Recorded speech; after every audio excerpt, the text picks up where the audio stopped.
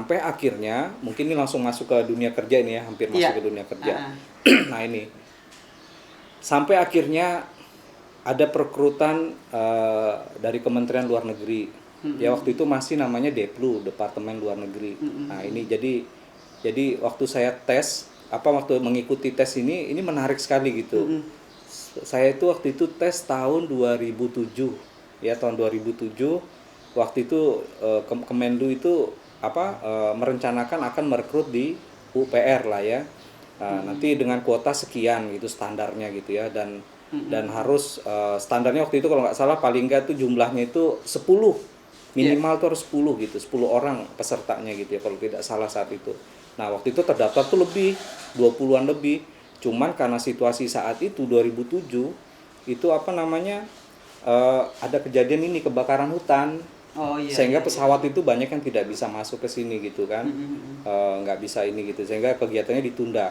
Nah sampai akhirnya itu bulan November kalau nggak salah Pak, Oktober akhir ya, akhirnya itu terjadi gitu, perekrutan itu datang tim dari Kemlu yang akan menguji calon-calon PNS nanti di Kementerian Luar Negeri ya tahun 2007. Dan waktu itu jumlahnya nggak sebanyak yang sebelumnya, harusnya 20 jadi cuma 11 kalau nggak salah waktu itu, sehingga saya 11 apa 12 saya lupa persis, pokoknya di atas 10 lah.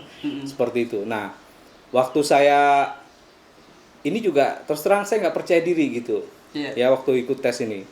Nah kebetulan saya ada dosen bimbing saya ya, ibu salah satu ibu lah ini ya, dosen saya pembimbing itu, kamu jangan ini gitu, jangan minder, jangan kamu takut. Aduh Bu, saya bilang IP saya ini pas-pasan banget, 3 juga sih, cuman komanya tuh tipis banget gitu nih, bisa nggak gitu, karena saya udah ngelihat calon-calon yang lain ini saya kenal semua, adik-adik tingkat saya, cum laude semua, jam terbangnya tinggi juga, ikut sana ikut sini gitu ya, kegiatannya itu luar biasa. Kalau bicara soal bahasa Inggris jangan tanya lagi, mereka lebih mungkin mengalir lagi gitu. Nah sementara saya ini cuman guru di SMP Katolik gitu, juga nyambi-nyambi aja gitu ya, ngasih les, ikut-ikut ada kegiatan ngasih coba-coba bantu untuk terjemahin segala dokumen kayak gitu-gitulah. Saya tuh mikir mampu nggak ya gitu ya. Tapi saya akhirnya coba, karena dosen saya ini terlalu bukan terlalu, dia sangat mengharapkan saya tuh ayolah coba gitu. Ayolah coba gitu ya. Kamu harus bisa gitu. Nah, maksudnya jangan khawatir, jangan takut. Akhirnya saya ikut. Nah, saya tes di sana ya, memang terus terang nih buat teman-teman ya, buat sahabat GSM ya. Jadi prosesnya waktu itu adalah Kementerian Luar Negeri itu mengambil beberapa istilahnya calon-calon PNS dari universitas negeri di luar Pulau Jawa gitu ya. Waktu zaman saya itu ada sekitar 14. Itu sampai daerah Papua juga. Saya punya teman-teman pokoknya dari Nusa Tenggara Timur, Nusa Tenggara Barat, terus dari beberapa daerah di Sulawesi, di Kalimantan ini juga hampir semuanya, dan di beberapa di Pulau Sumatera gitu ya, dan juga di Papua, Ambon. Jadi waktu itu kami direkrut seperti itu. Nah, puji Tuhan waktu saya ikuti tes gitu ya, semuanya lancar. Ya lancar gini itu macam. Dan saya juga sedikit ada hal yang lucu waktu tes itu, saya tuh nggak sadar kalau waktu tes itu istilahnya saya tuh istilahnya datang tuh nggak terlalu persiapan bagaimanapun gitu ya, seperti orang lain gini gitu, sampai lupa kalau salah satu kantong saya tuh bolong. Gitu, jadi saya naruh pulpen tuh kletak jatuh gitu kan. Jadi saya mikir ya ampun, ini saya bilang jadi bikin saya tambah nggak karu-karuan ini. Kok ngaco kayak gini gitu ya, sampai saya tuh nggak sadar kalau celana saya itu ada yang bolong gitu di kantongnya. Sampai pengujinya tuh kaget juga, what happened kata dia gitu ya. Oh enggak ini, saya bilang itu padahal ada pulpen jatuh, saking saya groginya gitu. Nah tapi memang dalam proses itu walaupun kita ya mungkin saat itu saya merasa dari daerah ya, ketemu orang Jakarta gitu ya, ini orang-orang, mohon maaf, ini bapak-bapak ini, mereka ini dari Jakarta, dari kementerian gitu ya, mereka ini kan diplomat ya, pastinya ya luar biasa lah, jam terbangnya mungkin kemana-mana gitu ya. Tapi yang saya lihat tuh mereka luar biasa gitu ya, melihat kita itu istilahnya dalam proses tuh yakin dan percaya ini ada potensi gitu dari daerah, khususnya juga mungkin Kalimantan Tengah. Nah jadi pas saat proses itu saya akhirnya dari 11 orang tadi kita diambil 2 orang. Nah, diambil 2 orang, terus kami dites lagi di Jakarta gitu ya. Terus di sana ada tes kejiwaan, tes juga bahasa Inggrisnya, TOEFL-nya gitu ya, dan juga ada tes yang lain, wawancara kayak gitu.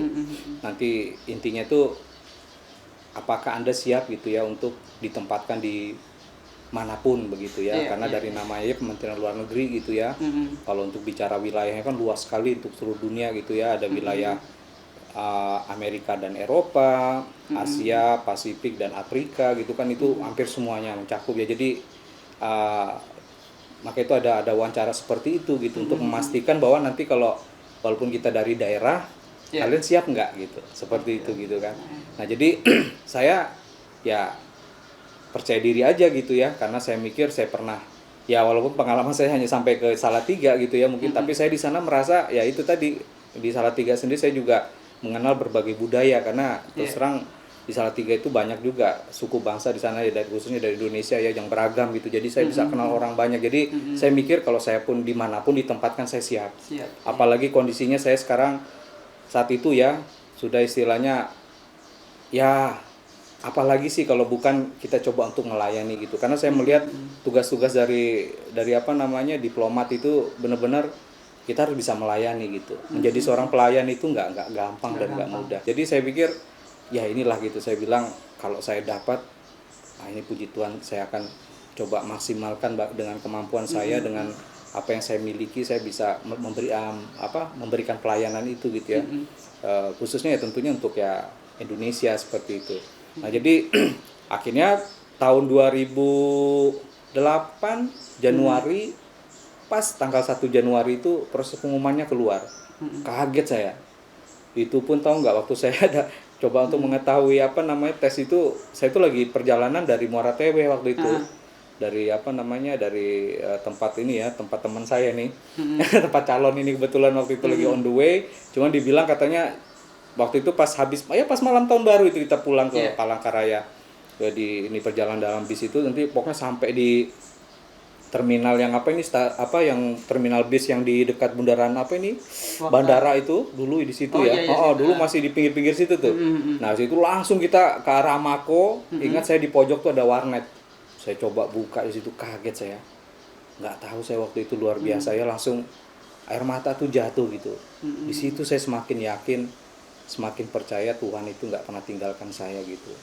Dan akhirnya yang dari firman tadi gitu ya, rancangan yang damai sejahtera itu bukan rancangan kecelakaan gitu ya, masa depan yang baik, yang penuh harapan itu ada. Akhirnya dan nyata. Iya.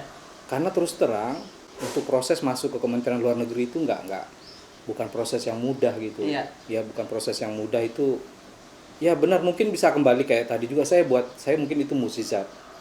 Karena terus terang mungkin teman saya yang baik ini, sahabat saya ini Mario ini tahu saya bahasa Inggris pas-pasan, kita juga SMP dulu ya gitulah, nilai itu pas-pasan.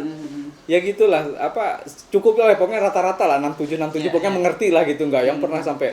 Saya terus terang kalau dari zaman SMP atau SMA tuh nggak punya prestasi yang banyak, nggak juara-juara apa itu enggak gitu. Nah itu jadi di situ yang saya melihat Tuhan itu luar biasa gitu. Nah cuman saya kebetulan punya prinsip juga yang ditinggalkan oleh orang tua saya, bahwa tekunlah untuk sesuatu gitu ya, tekunlah untuk sesuatu, hiduplah jujur gitu ya, kamu tulus ikhlas melakukan sesuatu, dan hal yang terpenting lagi itu adalah kita membuka pintu untuk siapapun gitu. Nah sehingga saya tuh udah terbiasa ya, waktu saya dari zaman saya dari SMP sampai saya juga kuliah tuh saya selalu ya istilahnya senang gitu kalau ada orang-orang baru kenal gitu ya. Dan bisa ngobrol bareng gitu ya, seperti itu gitu. Nah jadi jadi saya juga bersyukur gitu ya. Nah setelah saya masuk di Kementerian Luar Negeri tahun 2008, nah ini yang menariknya juga itu ada proses gitu di situ. Ya ada proses bahwa kita harus mengenal dulu organisasi kita ya, Kemenlu itu ya, Kementerian Luar Negeri itu pekerjaannya bagaimana segala macam. Sebelum ke situ Mas, ini saya mau nanya ya, sebelum ke situ saya potong. Maaf ke Mario, kenapa kamu? Apa maksud Anda ya ke Mario? Ya sebelum ke arah situ, ini saya mau nanya nih, mungkin teman-teman juga nanti bisa nanya. Itu prosesnya kan sudah dapat itu kan tadi sudah dapat kan. Ada diterima. Itu pada saat tes itu apakah ke Jakarta kah atau di sini? Ya, langsung ke Jakarta. Jadi langsung ke Jakarta setelah ya tadi setelah setelah dapat yang bulan Januari itu, saya persisnya kayaknya Februari itu berangkat. Terus ikuti pendidikan hampir setahun. Ya, pendidikan untuk namanya Sekdilu ya, sekolah dinas luar negeri itu tingkat pertama gitu ya, untuk tingkat pertamanya gitu ya, masuk karena kita ini kan pandangannya kan berbeda-beda nih. Saya dari daerah, dari Palangkaraya gitu ya, dengan latar belakang saya lulusan bahasa Inggris, kan harus paham pekerjaan orang Kementerian Luar Negeri itu bagaimana, kerjaan diplomat itu bagaimana. Ya kan, jadi kita harus disamakan dulu pemahaman kita mengenai organisasi kita gitu ya. Terus misi visinya segala macam itu kita harus paham gitu kan. Nah, itu saya diikuti pendidikan itu. Nah, itu tadi yang saya bilang prosesnya panjang, terus sudah sampai di situ. Ya, jadi saya juga terkaget-kaget karena terus terang waktu zaman di sini kan waktu ya kalau saya benar-benar kuliah padat tuh ya di Salatiga, di sini itu ya padat-padat juga. Ya padat-padat juga. Ya. Padat-padat juga gitu ya, padat-padat juga, tapi ya tergantung padatnya gimana gitu ya. Nah, jadi itu kaget juga, ini full gitu. Dan saya bersyukur akhirnya banyak saya tahu gitu. Oh, begini tuh cara kerjanya gitu ya. Jadi seorang diplomat itu gitu. Jadi harus kita banyak membaca, banyak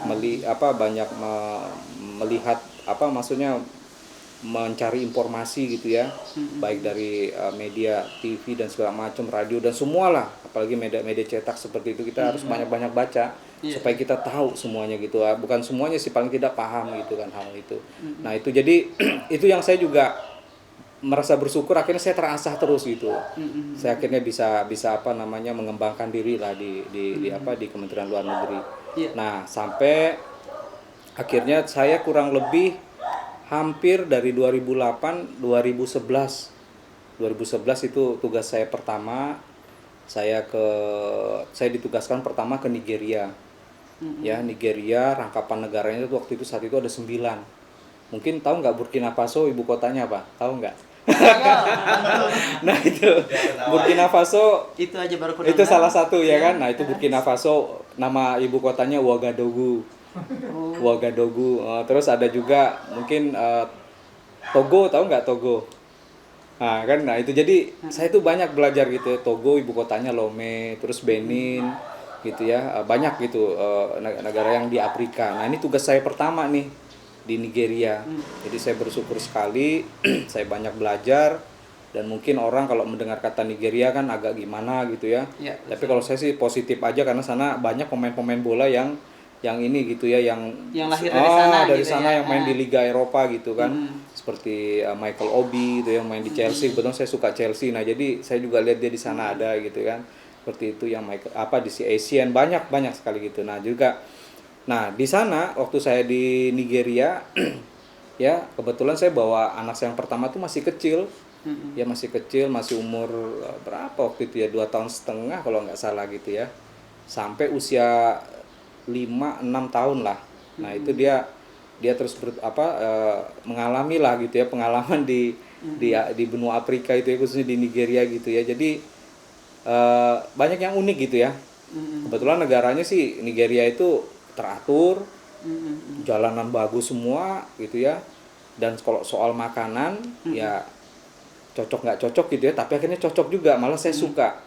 Ya, kebetulan di sana ada namanya egusi soup. Itu kalau egusi soup itu campurannya itu dari minyak sawit, tapi bukan minyak sawit yang udah jadi minyak goreng, bukan. Jadi dari buah sawit itu nggak tahu saya gimana kan, jadi nanti dicampur jadi egusi soup, jadi supnya itu gitu. Terus sama bunga-bunga dari biji-biji matahari gitu, terus ada ikan asinnya di dalam gitu ya. Terus nanti makannya sama, kalau orang bilang sih sana pounded yam ya, jadi keladi gitu, keladi ditumbuk sampai halus, nanti bentuknya kayak bakpao putih gitu. Wah, itu sampai hari ini terus terang saya iya loh ya.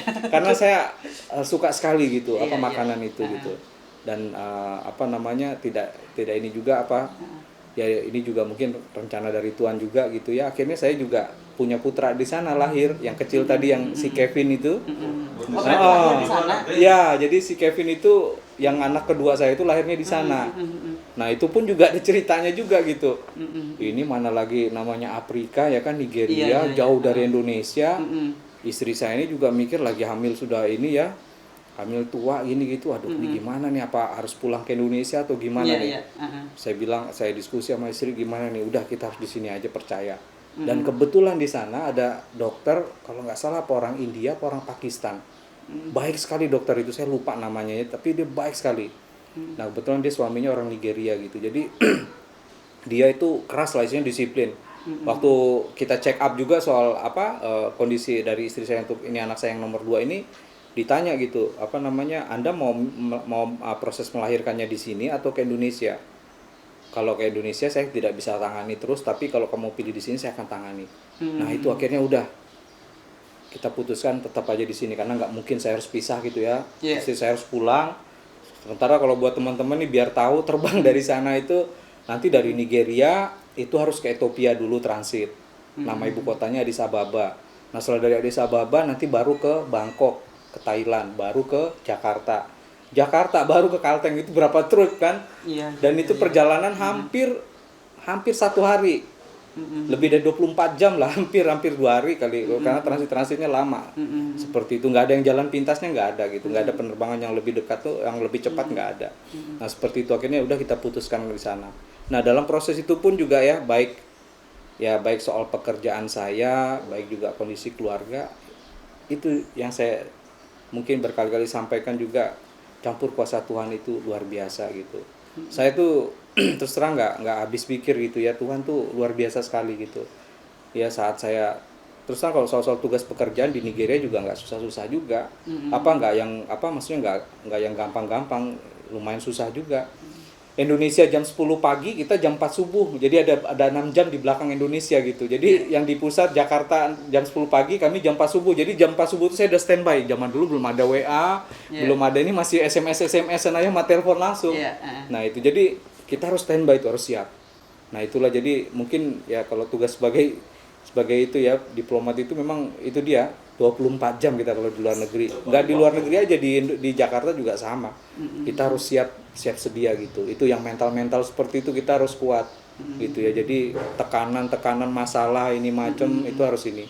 Nah, itu tadi apa yang sangat terkait sekali dengan latar belakang saya tadi itu ya, yang pengalaman hidup saya yang cukup berat di masa-masa kecil saya, masa saya kuliah sampai akhirnya saya di dunia kerja.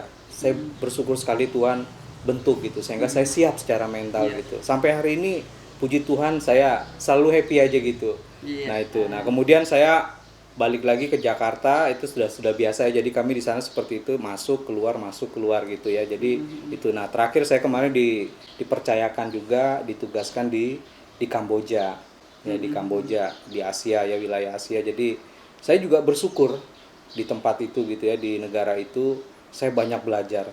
Kalau boleh sharing sama teman-teman sahabat JSM, itu hampir Kamboja itu mirip sekali dengan Kalimantan Tengah ya, mirip sekali dengan Palangkaraya, karena di sana banyak sungai.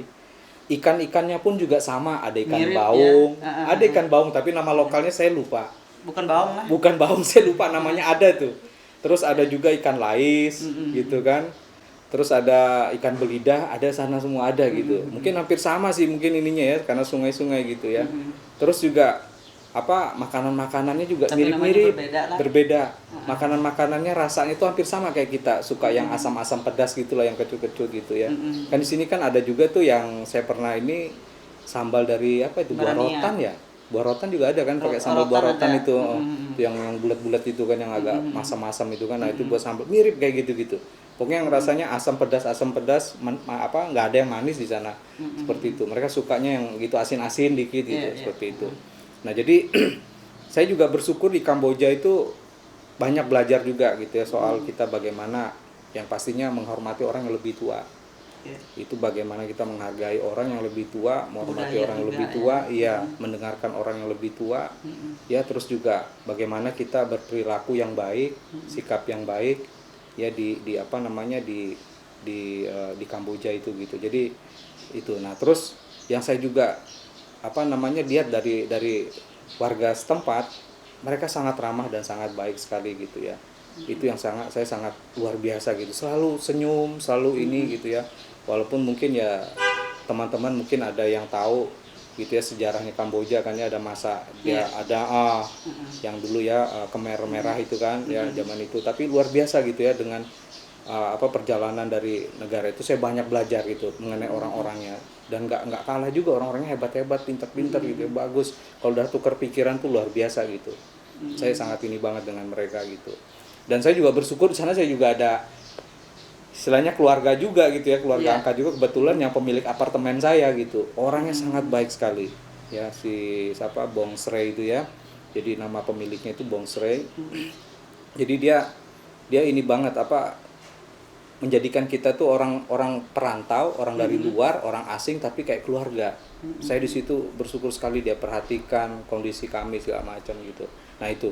Jadi hal yang lain juga yang pengalaman gitu ya di luar negeri itu, untuk khususnya di Kamboja tuh anak saya gitu yang masalah pendidikan itu juga pertama kali itu istilahnya anak-anak ini kan ya karena yang mungkin yang paling basic sekali, paling dasar tuh masalah komunikasi. Ya maklum lah gitu, anak-anak ini kan bahasa Indonesia gitu ya, bahasa Indonesia juga pas-pasan, namanya masih baru bertumbuh gitu ya, nggak terlalu ini, sehingga kadang kesulitan gitu. Nah ini khususnya kayak anak saya yang perempuan tuh hampir 3 bulan saya baru tahu tuh dari sekolahnya, 3 bulan tuh nggak ada teman, nggak bisa komunikasi sama temannya.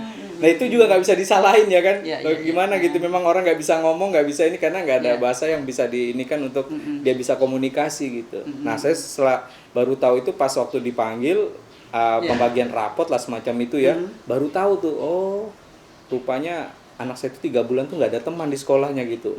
Dan anak saya cerita, tapi papa kata dia nggak seperti itu, kata dia, saya punya teman tapi senior semua, anak kelas 6 kata dia kelas 5 kan. Jadi temannya justru kelas 6 itu gitu, yang lebih tua. Nah rupanya di situ ada pelajaran juga yang saya lihat gitu, yang saya dapat dari cerita anak saya, bahwa itulah kata dia, kalian jangan melihat orang asing ya terus kalian mengasingkan dia juga karena kalian nggak bisa komunikasi sama dia gitu. Jangan dijauhkan dia gitu. Justru kamu coba bayangkan kalau kamu jadi dia, kamu nggak bisa komunikasi, gimana perasaannya gitu. Nah jadi kakak-kakak kelasnya itu justru dorong adik-adik kelasnya untuk supaya yuk support temanmu ini, dia orang asing gitu, dirangkul supaya dia bisa komunikasi sama kamu. Nah ini juga saya akhirnya puji Tuhan juga, kembali lagi campur tangan Tuhan, kuasa Tuhan, akhirnya anak saya ini justru setelah 6 bulan ya kalau nggak salah Vio ya, baru punya teman, banyak teman ya kamu ya, ya kurang lebih ya 6 bulan, kelas 5 ya kan. Setelah itu baru dia sudah bisa, waktu kelas 4 ya kamu masuk ya, kelas 4 baru kelas 5, hampir setahun bayangin, baru dia punya teman. Dan terus teman-teman yang jauhin dia kemarin itu jadi teman dia paling akrab. Jadinya saya bersyukur, akhirnya anak-anak ini bisa gitu ya komunikasi. Dan saya juga istilahnya melihat ini juga ya pastinya tentunya campur tangan Tuhan juga di tempat orang. Kita nggak tahu ya kan gimana cara ini itu gitu ya. Nah betulan anak-anaknya juga aktif sih juga sekolah minggu di sana gitu ya. Jadi mungkin dengan situ juga dia punya teman-teman orang lokal yang berbahasa Inggris, akhirnya mau nggak mau bisa gitu. Nah saya juga lihat rupanya anak-anak itu kalau di usia-usia seperti itu ya, di usia sekolah dasar lah ya sampai SMP itu kita nggak usah terlalu khawatir. Mereka kalau udah ketemu temannya ini pasti nyambung gitu. Nah itu jadi itu yang saya alamin dan saya bersyukur sekali gitu. Jadi saat itu memang kita usaha juga, kebetulan ada orang Indonesia ya, dia punya waktu untuk bisa bimbing si Vio gitu ya, anak saya yang pertama ini, untuk bimbing mengajarkan bahasa Inggris dasar yang untuk komunikasi lah ya. Dan kita bersyukurnya sekali gurunya ini udah tahu, dan dia seorang guru ya. Siapa mamahnya, siapa? Mamanya siapa namanya? Aduh lupa saya. Pokoknya itu. Jadi dia ngajarin. Nah, waktu saya juga cerita yang pengalaman itu yang 3 bulan itu akhirnya muncullah Pak Robi sabar, kata dia. Pak Robi sabar, itu memang seperti itu. Karena sebenarnya anak-anak itu di sekolah itu mereka kan sudah berteman dari mereka waktu dari TK, SD, dan mereka sudah terbiasa dengan bahasa Inggris. Iya kan? Belum bisa bahasa Inggrisnya, masih pas-pasan, dikit-dikit aja gitu. Nah, itu udah nggak ini, dan mereka tuh istilahnya udah kenal ya itu temannya dia.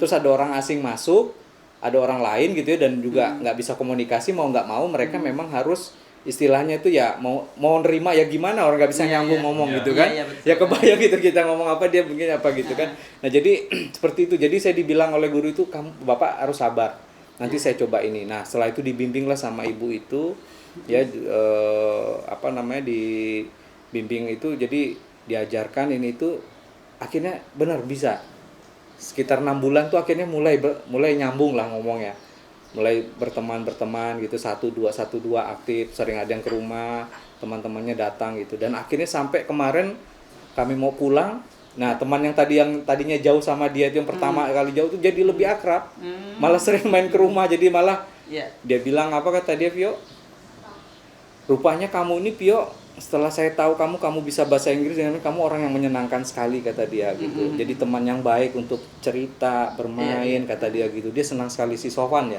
Siapa? Sama Sofan sama Petai. Nah itu nama orang Kamboja kan?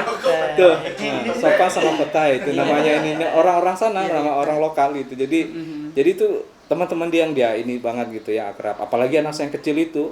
Anak saya yang kecil tuh lebih ini banget dia apa? Karena memang basicnya dari yang kecil ya, lebih kecil kan lebih banyak nggak tahu dulu kan, tapi kalau diisi hal yang baru ibaratnya kayak kertas putih, kalau ditulis-tulis gini dibentuk tuh langsung bisa gitu kan. Nah ini kebetulan anak ini cepat gitu yang kecil, si Kevin itu. Jadi saya walaupun sesibuk-sibuknya pekerjaan saya di sana, saya nyempatin juga untuk jemput anak-anak.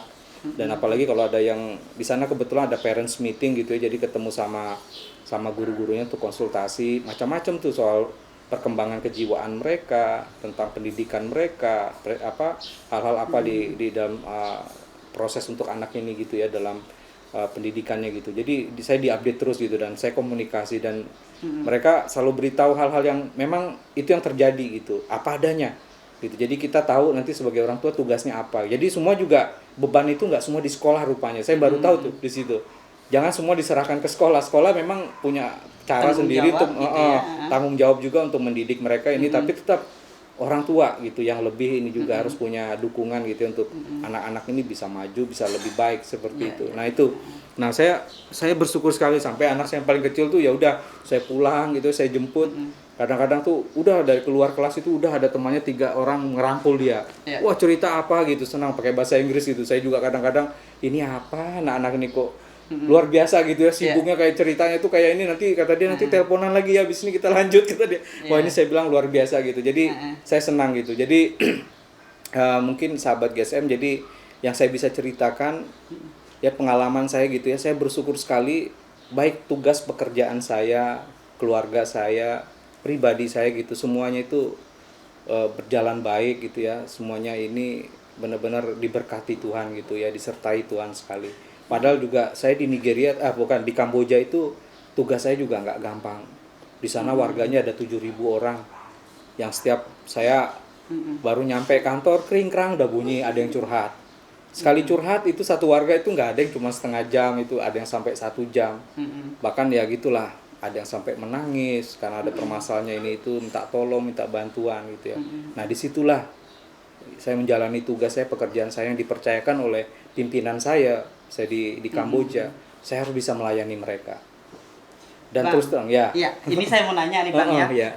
Dari sekian negara yang ada di dunia nih Bang, kira-kira Abang yang pengen sekali Abang ditugaskan di negara mana nih? Siapa tahu nih ada yang dengar nih, nah ditugaskan di mana Abang maunya? Nah kalau ini soalnya susah saya kejawab. Kalau impian sih saya mau kemana aja. Saya mau kemana aja, saya sih senang kemana aja karena terus terang ya kalau sudah pernah ditempatin di Afrika ya buat seorang diplomat kayak kami itu udah siap lah, mau tempatnya kayak apa itu udah siap. Tapi pernah Nigeria ini tempat orang mengasah mental terus terang. Gitu. Ya kalau kamu sudah lulus di Nigeria itu kamu udah siap di mana aja. Nah itu kalau soal nanti pilih tempat ini macam itu sih dalam hati aja, saya nggak berani sebut di sini. Seandainya, seandainya. Seandainya nih Bang. Seandainya aja, nggak apa-apa. Iya seandainya. Oke, kalau bapaknya nggak mau nih, kita tanya anaknya. Oke, kira-kira mau Pio di mana deh? Kira-kira bapaknya ditugaskan di mana? Di Korea. Ini efek dari drama Korea ini. Waduh, berat. Oke, di Korea ya. Saya tuh punya motonya gitu, carry a thankful heart, wherever you go. Saya tuh selalu bawa hati saya bersyukur kemana saya pergi. Makanya itu saya waktu tugas pertama saya di Nigeria, oke lah gitu. Saya jalanin dan saya lulus 3 tahun ya, walaupun itu pertama ya, Nigeria itu arsipos ya, negara yang pos rawan, dan kami itu punya istilahnya pilihan nanti kalau sudah menjalani 1,5 di sana atau 2 tahun, kami bisa minta untuk ke tempat pos yang lebih baik, pos yang istilahnya nggak rawan lagi gitu ya. Mungkin kayak kayak misalkan saya pilih Nigeria, saya mau pindah ke Thailand, ke Bangkok, bisa ngusulin gitu. Tapi biasanya tuh nanti nentuin tempatnya di mana tuh pimpinan. Tapi intinya kita bisa. Tapi saya enggak. Saya putuskan saya jalanin terus sampai saya selesai. Karena juga waktu itu saya dibimbing oleh pimpinan saya, duta besar saya, yang bilang kamu jangan khawatir, saya bimbing kamu selesaikan di sini 3 tahun. Nah, karena ada dukungan seperti itu ya, saya semangat gitu. Saya dibimbing, saya diinikan dan disupport gitu ya. Saya lanjut sampai 3 tahun 3 tahun selesai. Termasuk ini dubes saya yang di Nigeria, dubes saya juga yang di Kamboja, ketemu lagi sama beliau. Jadi saya enak secara kerjaan tuh udah klik gitu ya, udah tahu chemistry-nya sudah udah pas chemistry-nya ya. pas gitu ya. Jadi kalau ada misalkan nih, mohon maaf, ada kunjungan pejabat gitu ya. Ada kunjungan pejabat ini itu dia sudah, kebetulan saya tugasnya kan protokol konsuler, jadi dia lagi ya, paling dia cuman bilang ini harus begini gini. Saya langsung bisa terjemahkan, saya udah siapkan acaranya, susunan rundown-nya itu acaranya nanti mulai dari kedatangan ini segala macam sampai kepulangan, semua sudah saya atur, kendaraannya apa segala macam, logistiknya segala macam kayak gitu. Nah jadi itu contohnya lah gitu ya. Jadi saya bersyukur sekali beliau sampai kemarin saya 3,5 tahun, 3 tahun 6 bulan saya selesaikan juga di sana. Dan 2 kali tempat itu ya, urusan saya itu ya konsuler itu ya urusannya itu ya pelindungan warga negara Indonesia. Tapi sebenarnya di Kemenlu itu yang saya sangat suka, yang menarik sekali itu bagaimana kita mempromosikan Indonesia gitu ya. Saya bangga jadi orang Indonesia, ya kan. Nah jadi sekarang memang situasinya kan lagi pandemi gini ya. Nah kita bagaimana kami di Kementerian Luar Negeri, khususnya kalau saya pribadi gitu ya, mempromosikan apa potensi dari negara kita di Indonesia gitu ya. Misalkan kayak di Kalteng ini misalkan ya, ada tas-tas rotan gitu ya, ada kursi rotan, meja rotan yang unik-unik gitu ya, atau apa yang menjadi hiasan aksesoris untuk rumah gitu. Itu tuh bisa dipromosikan secara ekonomi gitu kan, menarik. Nah, itu yang saya merasa saya wakil dari istilahnya dari Kalimantan Tengah. Saya istilahnya juga punya harapan gitu, apa yang saya bisa ini kan, saya mudah-mudahan saya juga bisa support, bisa dukung promosiin Kalteng gitulah, produk-produk Kalteng apa gitu ya, seperti itu. Tapi tentunya ya saya seluruhnya gitu. Tapi kalau memang ada hal yang khusus gitu, yang ini saya ingin sekali gitu untuk bisa juga ya menaruh harapan lah, mudah-mudahan Kalteng juga bisa maju gitu untuk produk-produk ininya gitu. Misalkan seperti itu. Nah, yang lain juga tugas yang ini juga yang menarik yaitu tadi kita itu melayani warga gitu ya. Pelayanan itu. Jadi bagaimana orang mengalami kesulitan, panik, kebingungan, ya kan? Mereka nggak tahu. Bayangin kita di luar negeri, di rumah orang, ya kan? Gimana kita ke siapa bertanya, ya kan? Nah ini handphone saya kebetulan ya 24 jam. Saya waktu itu ya setiap baru nyampe kantor krang-kreng bunyi. Nanti selesai tengah hari ada lagi bunyi, ada yang curhat, ada yang WA, ada yang telepon. Nanti pulang baru nyampe rumah, belum segala istirahat ini itu udah bunyi lagi nih. Ada lagi ya, harus kita layanin. Nah tadi kan ditanyain soal kalau tugasnya papa ini, kamu ini gitu ya. Tapi anak-anak memang sebenarnya nggak terlalu tahu banyak gitu kerjaan-kerjaan, karena saya jarang sih soal kerjaan saya sampai ke rumah.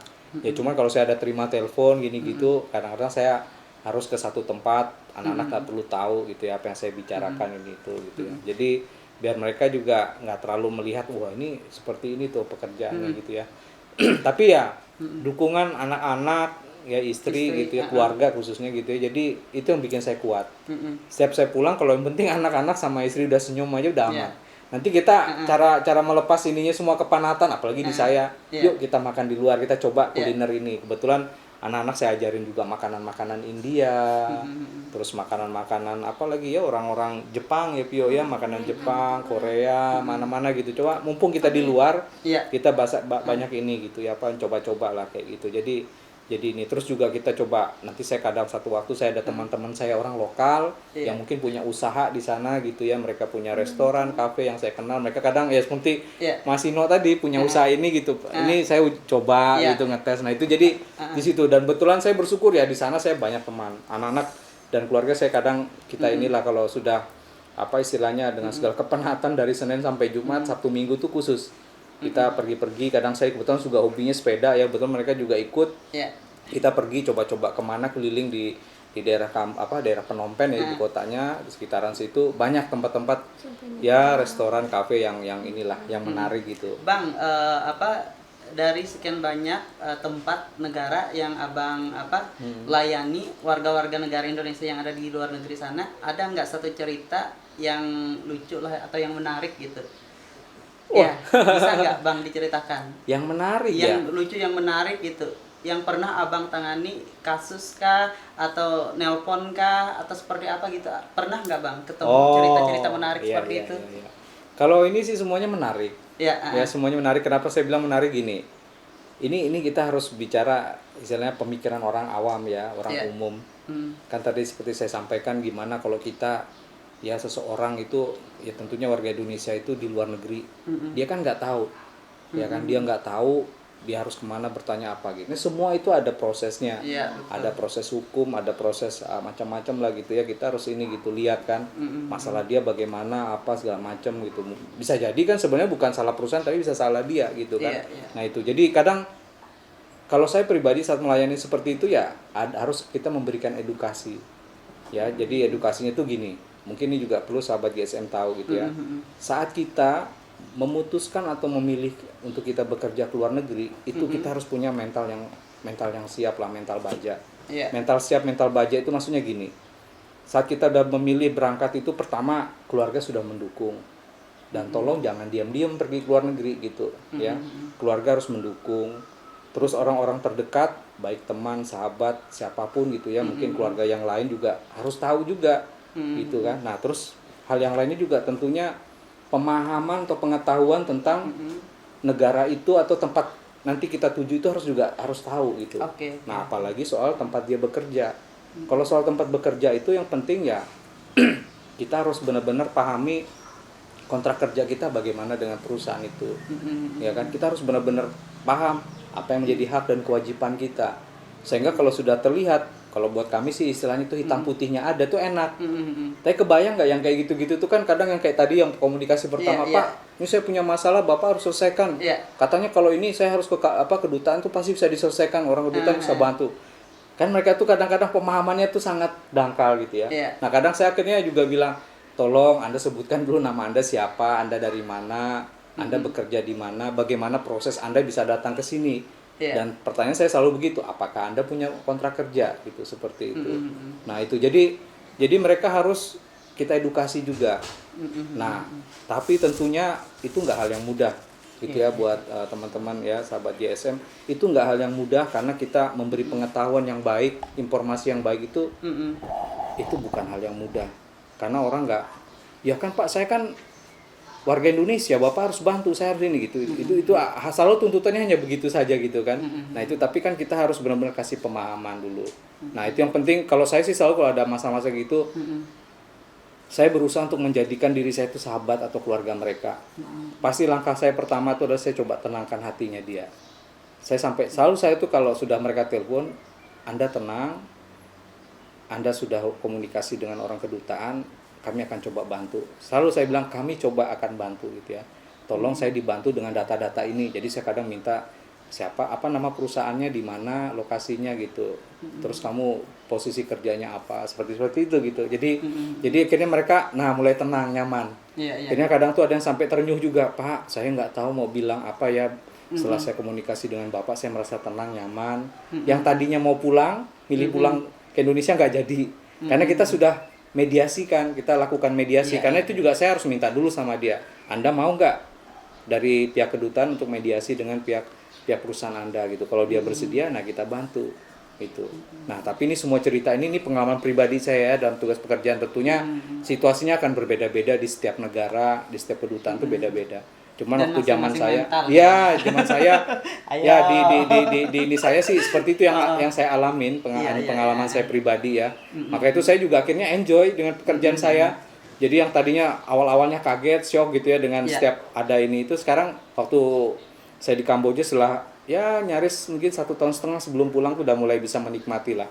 Bahkan banyak teman-teman baru yang tadi itu warga-warga gitu ya, akhirnya akrab. Nah ini kata dia gitu, ini Pak kita senang Pak gini-gini, kita dapat informasi, kita bisa komunikasi. Iya saya bilang, kalian harus hubungin KBRI kalau ada hal apa-apa bicara gitu. Seperti itu waktu di ini waktu saya tugas seperti itu, dan saya bersyukur ya sampai hari ini juga ada beberapa yang masih komunikasi gitu ya, mengabarkan, Pak saya senang nih Pak, saya masih kerja di sini, saya betah gitu. Keluarga saya malah banyak terbantu Pak, saya penghasilan saya udah lumayan, syukurlah saya bilang. Itu yang penting saya bilang. Saat kamu udah kerja di sini, ya kamu kerja betah, nyaman, perusahaan juga memperlakukan kamu baik gitu ya, kesejahteraan juga baik buat kamu. Nah itu harus kembali ke keluarga saya bilang di Indonesia. Bikin keluargamu senang gitu. Jadi tenangkan. Nah itu. Jadi yang kayak gitu-gitu, yang seperti itu saya selalu support dan mereka selalu kontak. Kalau ada hal apa-apa juga konsultasi gitu ya. Untuk setiap ada masalah ini itu mereka nggak langsung coba selesaikan dengan cara mereka sendiri, tapi konsultasi gitu ya, dan kita coba mediasi. Oh ini gini, baiknya gini, kami sarankan gini, tapi kami nggak selalu bilang ini harus diginikan ya, harus ikutin ini, enggak. Kita kasih opsi-opsi ke mereka, kasih pandangan-pandangan mereka supaya mereka melihat oh ini bagus, tepat gitu untuk ini bisa diselesaikan seperti itu. Kalau ada timbul masalah saya nggak pernah menyalahkan orang. Ini gara-gara kamu nih kayak gini jadi berantakan gini, saya nggak pernah nunjuk orang. Saya tuh kalau setiap ada masalah saat itu muncul, saya coba untuk cari solusinya gitu. Nah nanti kalau udah solusinya dapat, selesai kan, nanti baru saya evaluasi sama teman-teman, paling canda. Ini wah lain kali kita mungkin kayaknya harus ngatur gini ya gitu. Jadi saya kenapa melakukan ini supaya tidak ada unsur jerak itu tadi ke teman-teman. Jadi kalau kita udah emosi, marah, campur kan orang pasti ingat, oh ini kayak gitu ya. Jadinya nggak kesannya gitu, pahit ya, gitu ya. Gitu. Walaupun kadang-kadang kita mungkin berusaha untuk mengingatkan sebenarnya, tapi kan orang belum tentu terima karena semua lagi dalam tensi tinggi istilahnya kan seperti itu gitu. Nah jadi apa namanya, saya itu berusaha untuk kalau ada masalah saya coba untuk tenang, cari solusinya gitu, dan berpikir positif aja gitu. Jangan ini, kalaupun juga masalah itu harus terjadi, nanti kalau ditanya siapa, saya yang bertanggung jawab. Saya orangnya begitu, tipikal orangnya kalau bekerja, saya nggak pernah lari dari masalah, saya yang tanggung jawab. Kalau saya salah, saya akan akui itu salah. Apalagi kalau misalkan itu, mohon maaf, mungkin staf saya yang lakukan kesalahan, saya pasti juga akan sampaikan itu tadi kesalahan saya Pak. Ini karena tadi saya harusnya ngatur gini tapi miss gitu misalkan gitu ya. Saya terus terang dan cerita. Nah itu, dan kadang-kadang perjalanan kayak gitu ya, 1-2 masalah lewat gitu, saya selalu senyum, santai, relax. Karena juga ya terus terang hobi saya yang sepeda itu, pelarian saya itu kadang kalau udah itu lepas, wah ada hilang penat saya. Setiap masalah yang tadinya beban berat ini macam tuh jadi ya udahlah gitu. Jadi itu pelajaran, tapi saya nggak akan ulangi lagi. Itu aja saya prinsip juga gitu. Kalau saya pernah buat kesalahan, saya jatuh atau gagal gitu ya. Tapi ke depan saya coba, maksudnya saya langsung perbaiki, tapi ke depan nggak akan saya ulangi lagi. Saya berusaha pegang prinsip kayak gitu. Jangan sampai ada kesalahan 2 kali yang hal yang sama lagi gitu. Itu sih. Nah jadi itu yang saya apa namanya ya alami dari tadi ya, perjalanan yang cukup ini gitu ya. Mungkin mudah-mudahan ini memberikan apa inspirasi, motivasi buat teman-teman, dan juga mungkin ada yang ingin tertarik gitu ya masuk ke Kementerian Luar Negeri. Itu sangat bagus sekali kalau yang istilahnya mentalnya, bukan juga mentalnya, maksudnya pengalaman kerja, yang suka apa istilahnya ya gitu ya, dengan setiap medan yang apa tanpa terduga gitu ya kita harus hadapi gitu.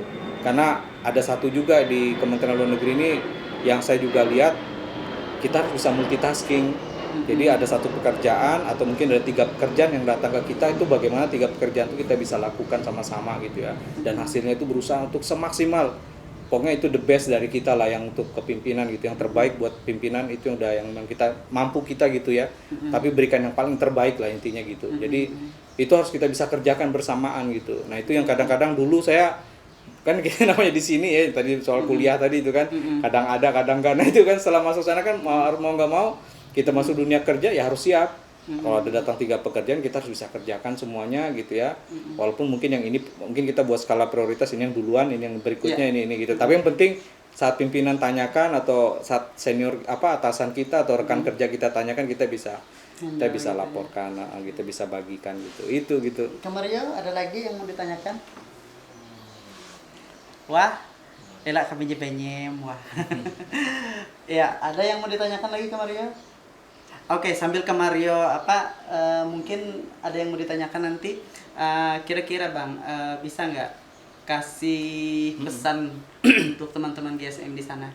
Oke. Jadi buat sahabat GSM, mungkin kalau pesan dari saya, pertama, penting buat kita menaruh harapan itu sepenuhnya ke Tuhan. Itu yang kunci utamanya ya, menaruh harapan ke Tuhan. Terus kita juga terus punya hubungan yang baik, komunikasi yang baik dengan keluarga. Itu juga salah satu istilahnya kekuatan buat kita untuk bisa kita maju lebih baik seperti itu. Dan tadi juga kalau saya sih pribadi, kita harus tekuni sesuatu, sungguh-sungguh, kita rajin tulus ikhlas lakukan pekerjaan itu gitu ya, menyelesaikan pekerjaan itu atau kegiatan itu gitu ya. Dan juga yang terpenting itu selalu bawa hati bersyukur lah. Kemanapun apapun yang kita alamin, kita bawa hati yang bersyukur. Karena saat kita merasakan hati bersyukur itu pasti damai sejahtera itu datang ke kita gitu ya, lebih nyaman. Ini kebetulan juga ada ayat satu lagi nih yang saya juga mungkin bisa ini pegangan kan gitu ya, pegangan yang terkait yang terakhir ini gitu. Jadi ini dari Mazmur 37 ayat 4 sampai 5 gitu ya. Bergembiralah karena Tuhan, maka Ia akan memberikan kepadamu apa yang diinginkan hatimu. Serahkanlah hidupmu kepada Tuhan dan percayalah kepadanya, dan Ia akan bertindak. Nah, ini yang saya juga merasakan seperti itu gitu ya.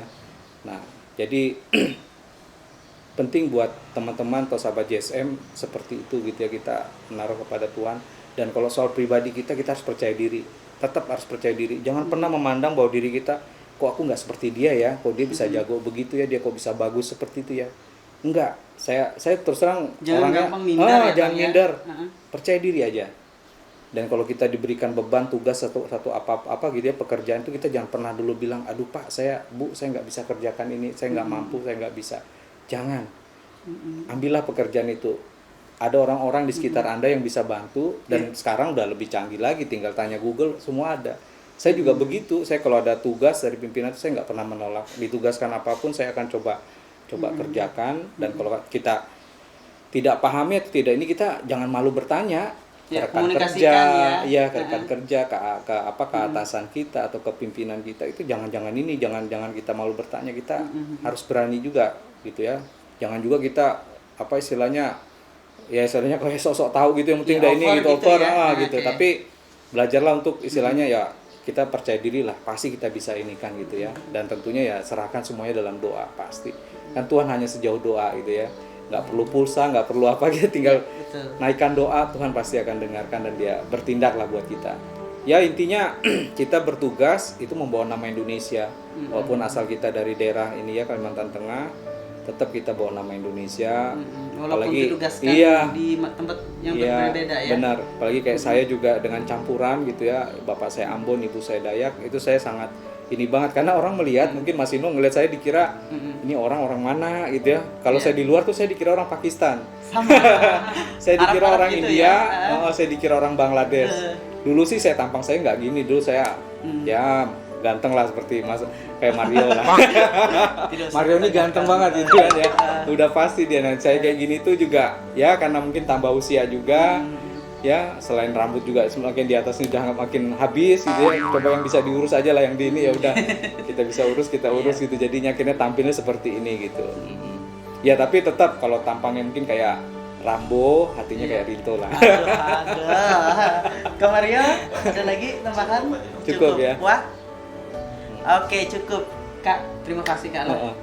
Kak Bang Mas ya, terima kasih sudah berbagi pengalaman, berbagi cerita. Untuk seluruh sahabat GSM di luar sana, sehat terus Bang, Kak. Tuhan memberkati keluarga, harapannya ke depan. Sekali lagi terima kasih untuk obrolan yang begitu menarik, dan untuk saya pribadi saya sangat senang bisa ngobrol dengan Abang seperti ini.